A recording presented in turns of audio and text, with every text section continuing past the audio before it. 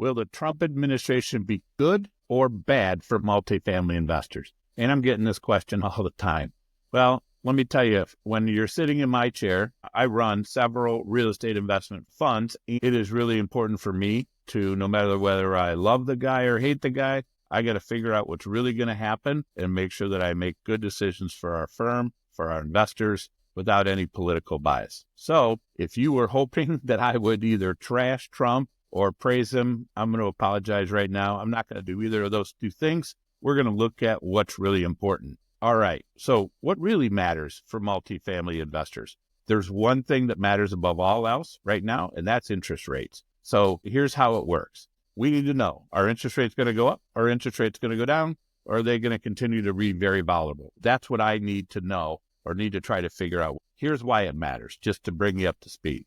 When interest rates go up, the value of real estate generally goes down. Why? Because when interest rates go up, that means if you're borrowing money to borrow the same amount of money, you have a higher mortgage payment. When you can't borrow as much money because rates are so high, that means you can't pay as much for the real estate.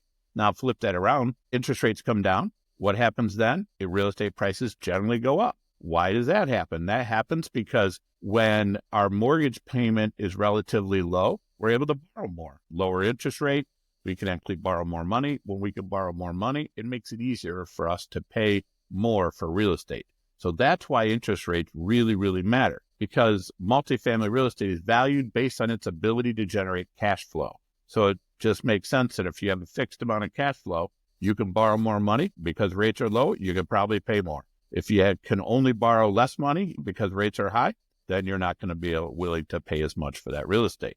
All right, so now that we got that, what do I think is going on right now? So as you recall, maybe a month or so ago, the Fed started to lower interest rates. Everybody in the multifamily world, I mean, I could just hear a collective sigh of relief. The brokers were happy. The people that own real estate was happy. People trying to buy real estate were ecstatic. And then about 2 or 3 weeks later, we got some really, really positive economic news and a little bit of touchy, concerning inflation news. Well, that was enough to spook the market. And despite the fact that interest rates came down 75 basis points, the treasuries all went up. 7-year, 5-year, 10-year treasury rates went up. Why? Because the market believes that the economy is a lot stronger than they previously thought. Well, who cares? Why does that matter, right? Isn't that good? Well, here's the problem. If the economy is still really good, there's a real possibility that the Fed will decide that there's still going to be upward pressure on rates because there's so much demand, and as a result, they will slow the amount of rate reduction that they have. They may even stop lowering rates. So that's why the market actually went up when the Fed rates actually started to go down. Now, there is another issue that there are many people in the market that think that the Trump administration is going to come out with some tariffs, maybe even across the board. I don't know. It was campaign speak. I don't know if it's really going to happen or not, but the market is concerned about that because the market and most economists think that if there are tariffs, especially across the board at any large amount, it has the tendency to put upward pressure on prices. So what happens if there's upward pressure on prices? Well, that means inflation. And that means that that's going to be another reason why the Fed may not lower rates, and rates may be higher for longer. That's the phrase that everybody uses now in the interest rate world and in the economic world. Higher for longer. That's what they're worried about. So there's a couple reasons that interest rates may stay higher. One, the potential for tariffs, maybe having some upward pressure on rates. And the other is the economy just doing really well. And as a result of that, the Fed will see no reason to lower rates because the economy is doing well. And the fact that the economy is doing so well might make it harder for inflation to come down. Now, let's look at the other side of this coin, right? Because all I've talked about is rates being higher.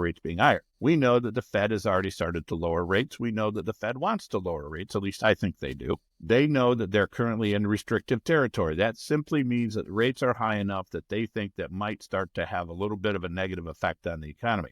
So they want to get closer to what they call neutral rates. So that may be their long-term goal, to get closer to a neutral rate environment as long as inflation continues to come down. Now, they have said repeatedly that they never expected inflation to just go straight down. That's just not how the world works. It's probably going to be a bumpy road on the way down. So it's very possible that the little bumps that we've seen recently maybe just bumps, right? It may not be that trend reversing. That may not be higher inflation. So if that is your belief, right, and nobody has a crystal ball here, so I'm just laying out both sides of the story. If it's very possible that rates are going to come down slowly, then that's a good thing for multifamily investors. So I can make a case either way. So which position am I taking? Well, how am I managing this firm, our investment funds, and our investors? What am I doing? What do I think is going to happen? Remember, I don't have a crystal ball, but here's what I think. I think we are going to have rates a little bit higher for a little bit longer, just because I think that we are having a strong economy. I think we continue to have a strong economy. And as a result, the Fed is not going to have this pressure to reduce rates. We don't see any weakness in the labor market. We don't see any weakness. We don't see a lot of weakness at all in the economy right now.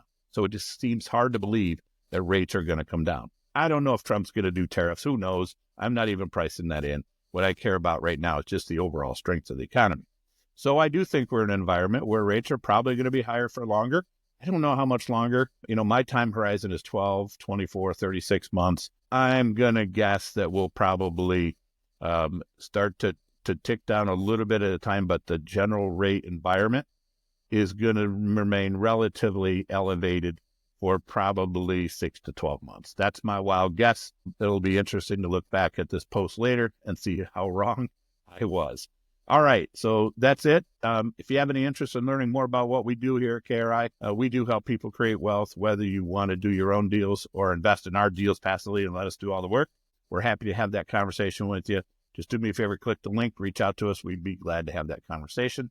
Thanks. And if you like the content that we've shared here, please be sure to subscribe to our channel and hit the bell. So thank you again and have a wonderful day.